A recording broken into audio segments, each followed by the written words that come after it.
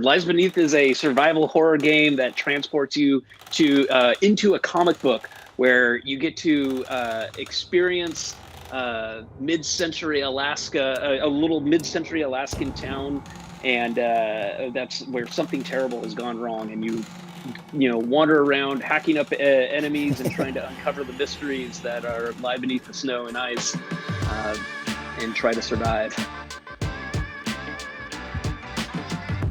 Hey there, Frank here. We're working from home with the game show, and today we are taking a look at Lies Beneath. I have the developers on. Gentlemen, would you mind introducing yourselves? Sure. I'm Ray Davis, CEO and co-founder of Drifter Entertainment.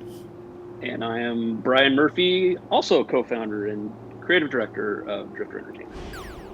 Awesome. Thank you, guys. All right, and I have both of you on here, but how big is the team right now? We're just under 20 people. Yeah.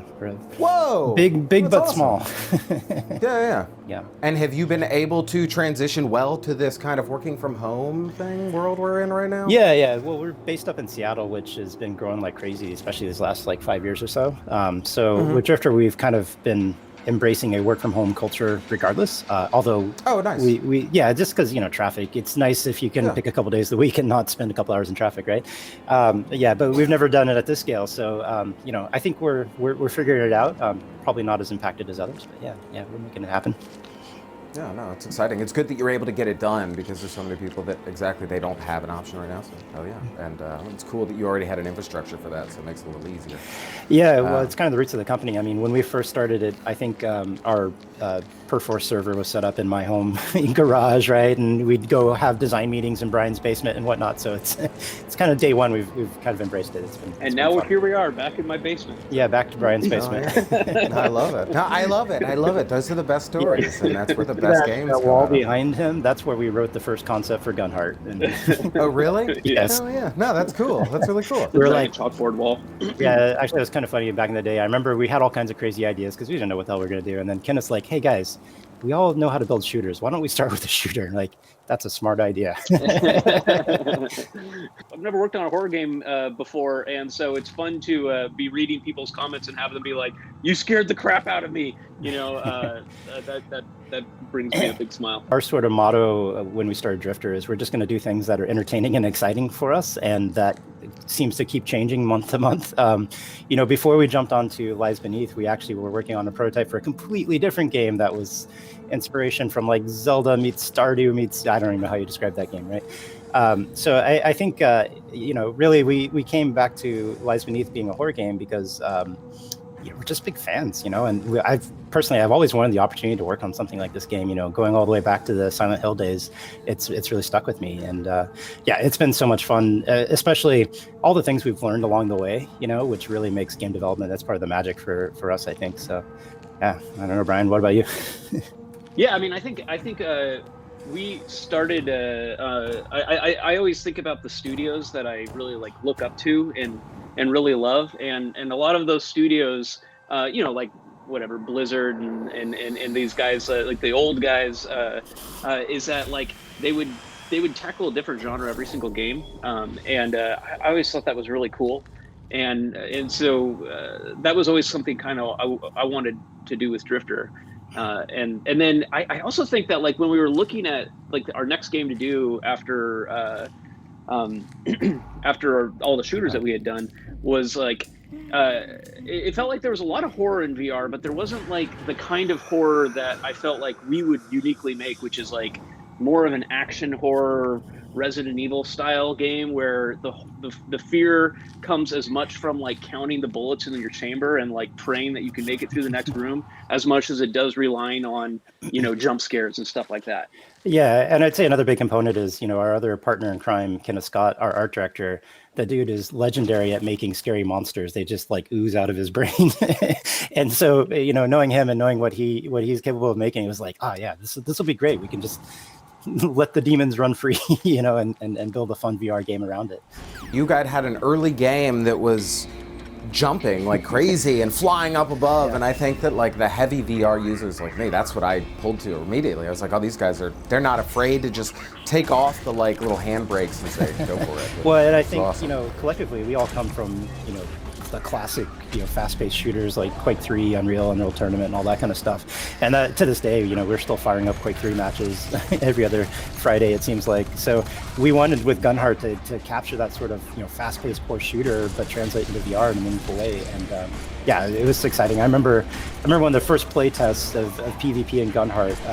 When I added jumping, I nearly fell out of my chair because I was like flying through the air and the dude flew over me, and it was just like, oh my god. Yeah, it was just like one of those surreal moments. And I think the cool thing going into Lies Beneath with the locomotion is we obviously wanted to constrain it because it's part of the horror genres. You want something more slower and intentional, and the player needs to be mindful of their movement. And then for people who can't handle smooth locomotion, coming up with a system that isn't teleport directly, because that breaks horror games, right? You can't really set up these moments in these scares or these ambushes or whatever if players can just rapidly teleport away. So you need to be able to walk right next to the window so that Yeah. the zombie reaches out and grabs you through the window pane. Like it can't. Yeah, because you teleport could past cheat it so easy. Yeah, exactly. No, and I like that. I like that you guys made it so you can't cheat it. Yeah, because that was one thing I learned. Yeah, I would say the thing that we found too is with I don't know if you've played around with our version of Teleport in Lies Beneath, but it's really inspired almost by the old tank controls of the original Resident Evil, right? It has that same kind of vibe of like you're sort of seeing yourself from that security cam viewpoint. And I think it's an interesting. I'm just curious to see how people respond to it. Oh, I haven't even tried it. I didn't even realize it was in there because I go into options and I'm like, all right, smooth control, smooth turning, game over, awesome. Yeah. So yeah, I'll have to try that out. Yeah, I really like that mode. Like that mode is like it's almost like a totally different game too, because we added it's harder in a lot of ways, but we added like time dilation so that when you like snap into a teleport, everything slows down, and so like there's like a. It feels like a classic classic horror game like Resident Evil. It's Do you really see fun your to play. full body when it's moving around in that mode? No, we use like an avatar, and actually Brian and I have argued for a long time about how to properly do that, but there's also constraints in production and all that we have to deal with. So right now you see like an avatar and we sort of hide your hands and whatnot while you're in motion, because we also didn't want you to play the game as a puppet, because it kind of, again, in a horror game, it's really important to have that sort of direct connection of like, I am this character, right? And if you're kind of controlling yourself third person, it breaks the illusion. So, by avatar, really, he means like an icon. It's not. It doesn't look like a character. Hey, it's not like a little floating person. No, there's still, that's awesome bloody footprints, which are fantastic in their own. Yeah. Yeah, no. And that's what my next thing is going to be, is that you guys really got something incredible running on Quest. It's an amazing piece of hardware, but it's not a PC, and you're coming from PC VR where really you have no limitations. So the fact that you were able to get something working so smooth and look so pretty, and honestly the text is so readable, I think that was a great job. And what hurdles did you have to jump through to make all of this look so nice on the Quest? Is this all custom? Yeah. So first and foremost, I think the talent of our team is a big component of how we were able to pull it off.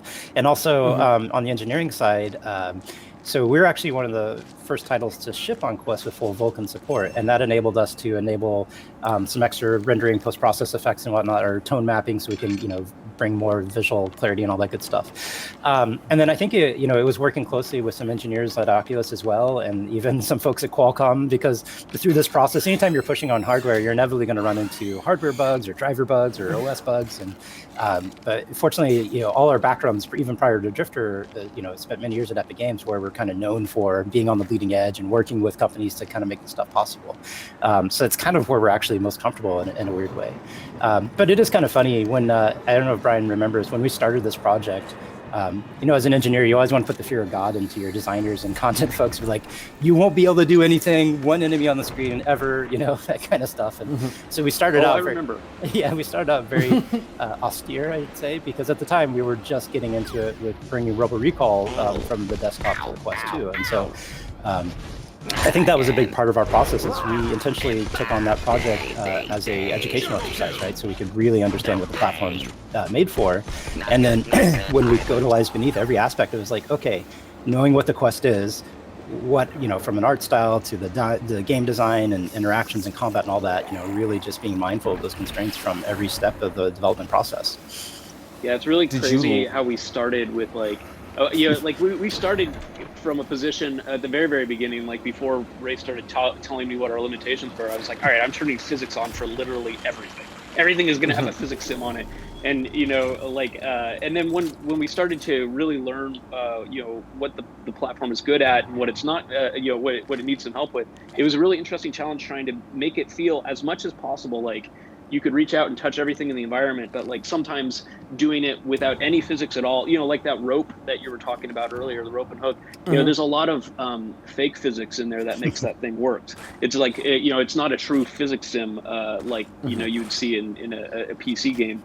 But hopefully it still feels like very interactive and very intuitive. Oh, it didn't feel like it was fake. It felt real, which was perfect. So job well done. Yeah, no, and I think, video games and movies, a lot of our favorite content it's the smoke and mirrors, right? That make it work, that illusion. And Brian has a weird hacky ability to make like fake physics and stuff like feel right in VR, because I think, that's again with VR, every player has a sort of an expectation of how things should interact. And if you get like just the right amount of that, we're able to sneak a lot more into that on the Quest. Making the axe like stick into the wood in a way that feels correct was a magical journey into linear algebra that I never thought I'd ever have to do. And then I'm still feeling the trauma. Yes. And I really like the flick out animation for the reload, everything, and it feels really good. It feels super intuitive. Putting things on my belt. I love the lighter. That was what we didn't talk about. I think that was a great waypoint thing, the way you do it, and that you have to have kind of something in your hand holding it the whole time as I'm moving. Really kind of made it scarier because I can't just walk around like with a Kimbo, like with my like axe and my thing, because I don't know where I'm going. Yeah. It's really fun, and I love that because your hands are like one of your superpowers, more or less. If you're choosing to have your lighter out, that's a huge, handicap potentially, because that's not an axe you have or whatever, right? And so, but those are, again, to the sort of survival horror, that's the sort of choices we want players to constantly be making, while also, accommodating their favorite style of play. As you get to the game, or further in the game, you have a lot more melee weapons to choose for if you like hacking and slashing and multiple guns and stuff like that. And the fun thing from a development perspective is like that holster system, it feels good now. It did not feel good for a long time, and I went through so many iterations. We had all kinds of fun bugs, like you'd pick up a hatchet and then it would just like 10 minutes later randomly disappear from your hand, and all kinds of fun. Just yeah. Although the best bug was when there was a socket that like got placed in your teeth, and you could like have a knife in your teeth. You could just like put stuff here. Yeah, that was almost a bug that got turned into a feature. But or even the number of holsters in this particular game was a huge. For a while there, we had like 5, I think, around the waist to allow you to like grab carry something extra, carry a sandwich with. And then we got used to playing that way, but then we found is like it made grabbing the thing harder because there's more false positives and opportunities for that. And then it also kind of took away the scariness of the game, because you're like, well, I can just carry with me extra food and supplies and extra ammo or whatever, and it's hard to keep it challenging. So when we brought it down to 4, it's like, hey, it makes it easier, it feels better from an interaction point of view, and it makes the game scarier. Oh, it was way scary. And then my other thought was, I like that you made it so you have to hold the grip the whole time when you're holding the object. You can't just let go of that. There's so many games that make you it's just like click to grip, and it's scarier when you have to hold it, because I have to focus on everything while I'm doing it. Great job. Good choice. But was that well thought out? Was that one thought out? Well, I'll tell you a secret. We discussed that one a lot. Yeah, I'll tell you a secret. There is actually a sticky grip in there. It's not documented or really communicated, but there is a way to hold things without having to hold the grip the entire time. But yeah, I think in average, most players just kind of get into the mindset of it, of like really gripping the shotgun. I think I just saw on Discord, some guy got so scared he just dropped everything and ran away, and then of course started dying because he didn't have any weapons to fight back. You don't have anything. And that's a good one, is they don't just automatically respawn on your body. There's so many games that do that, so that adds to the horror. And oh my god, but so many issues where our QA folks would be like, I threw away this key item and now I'm stuck, and we're like, don't throw away your key item, but you've got to go get it. I don't know if you found it yet, but like a little secret tip is if you use the lighter with the gun at the same time, it will reveal weak points on the AI, and you can like blow. Oh no, I haven't seen that. No. Just give it a shot. I love it because the lighter doesn't always work. So like a guy will be bearing down on you and be like, shooting, and then you're like trying to flick the lighter on and it's not going on. Oh yeah. Oh god, that reminds reminds me, good. for a while there, Brian had a fuel mechanic on the lighter where it would just randomly go out, and you had to furiously shake it to get it to reload. Yeah, like when your weapons break or something. Yeah, no, oh yeah, Brian cool, fought that. very hard That's cool, for breakable weapons. There's one weapon that decays, but it I don't want to spoil the surprise of it. I think it's one of my favorite weapons. Yeah. Good. No. And I think I'm at like chapter 4 right now, so I'm excited to play a little more. I didn't want to finish the whole game, and I didn't want to talk spoilers at all, and I don't ever spoil anything. But no, I'm loving it so far, and I'm loving the story, and I like the way the story is told, where you're not forcing some kind of like narrative or some kind of cutscene on me. I just get to read like the really cool little font that goes through. That was interesting. Yeah. It really feels like a living comic book. Yeah, I think, again, as fans of the genre, Silent Hill to this day, what is the story, or something like PT is the ultimate example. Yeah, I don't know. And it's so much fun to me just to go watch some dude's YouTube video about like, what if it's this theory, right? And that was sort of top of mind for us. It's like, yeah, of course we have a story, we work really hard on the narrative and how it all ties together, but we intentionally did not want to just lay it out for everyone, right? Like we want to make sure you earn it and still leave some questions, some interpretations, because that's sort of the fun of being obsessed with these style of games, It's definitely. We also tried to. We created a website called slumberalaska.com also, which breadcrumbs all sorts of bits of story and puzzles that you don't get in the game as well. So there's also we're hopefully there's like some mysteries that people can try to solve, and if you're really digging deep, you can find. Okay. That's nice. No, you give that, but that's the thing is there's gonna be people that fall in love with this game and they want so much, and that you guys giving that is great, because I haven't actually seen that with another dev doing like an outside website in a VR game. So yeah, kudos for that. Yeah, that's cool. That was a fun experiment. Again, we'd never done anything like that. Just read about it, and so fortunately, one of our designers, Miko, is very passionate about ciphers and puzzles and stuff like that, and we have a few fans internally as well. So it was a lot of fun bringing that together, and we were kind of like, is anybody going to figure this out? And yeah, even last night we had another person finally figure out one of the core mysteries and all that good stuff. So. Oh yeah, it feels good. They get deep into it, especially with like the Discord. I did that on my old page. I would hide some codes and they'll work together, it's awesome. People are pretty cool about like hiding things behind spoiler shields and stuff. So when people like kind of get to the end of a given crumb trail and they like direct message us or something, I figured it out. You're like, oh, good job, man. Like, good. Oh yeah. It almost reminds me. And they're like, I won't tell anyone. Yeah. It reminds me of like almost like playing Dungeons and Dragons or something a million years ago, where it's like all these people are basically playing this game that we designed, but we're also having this direct, and trying to have as direct a relationship with everybody as we can. So you almost feel like a game master in the old like pen and paper version of the form of it. Yeah, when we first rolled out the website, awesome. there was just there was a initial one we rolled out, but then we were very quickly and sneakily like putting more puzzles and more content in there over the days, and it was just really fun to see them like pick up on it. And again, much quicker than we kind of anticipated, which was fun, part of the journey. Oh yeah, there's some like geniuses out there that are just like on top of it, and you're like, oh wow, man. Yeah, I don't fully understand half the puzzles I think we have in there now, but yeah, same here. But they're good. No, that's cool. That's something for people watching. They'll like that, because I had no idea about that until we just talked about it. So no, that's really cool. Both Brian and I spent a lot of time, like we worked on the Kinect launch team, and then also that pivoted into HoloLens, and we did many years of augmented reality incubation, and I feel very lucky to be in that aspect of tech, and it's a big reason we decided to jump into VR with Drifter. Is it's just like being on the bleeding edge, trying to discover those kind of experiences that we couldn't build before is just so satisfying, so rewarding, right? And it's very inspiring for what are people going to think of next, right? And not in addition to what we're able to accomplish ourselves.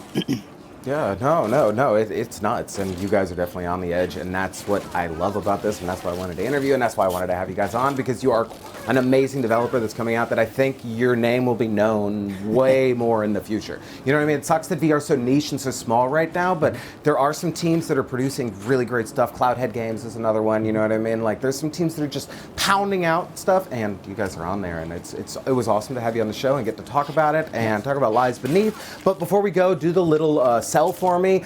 If I was new to VR, I just got my Oculus Quest headset, why do I want to play Lies Beneath? What is it? Lies Beneath is a survival horror game that transports you to into a comic book where you get to experience mid-century Alaska, a little mid-century Alaskan town, and that's where something terrible has gone wrong, and wander around hacking up enemies and trying to uncover the mysteries that are lie beneath the snow and ice, and try to survive.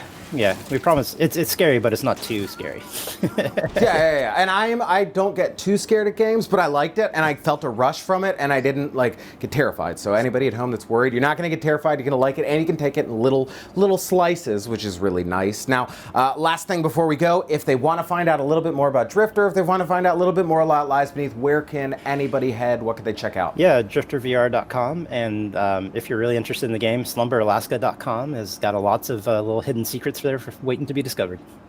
Yeah. Awesome. All right. Hit us up Thank on you our guys so Discord much. too and hang out with us. Oh, yes. And we'll drop links for all of these in the description below. So if you want to check out any of this stuff, just click the link and you can check it out. And these guys are super active in their Discord. I wrote 2 seconds a message, and within a minute, I had this interview set up. So please, they're one of those devs that want to listen to you, want to talk to you, which is nice. All right. But before I go, thank you guys for coming through. It was a pleasure to meet you and a pleasure to set this up. And good luck on the game launch. And as soon as I'm done here, I'm going to play a little bit more Lies Beneath. All right. Yeah, thanks. It was great chatting.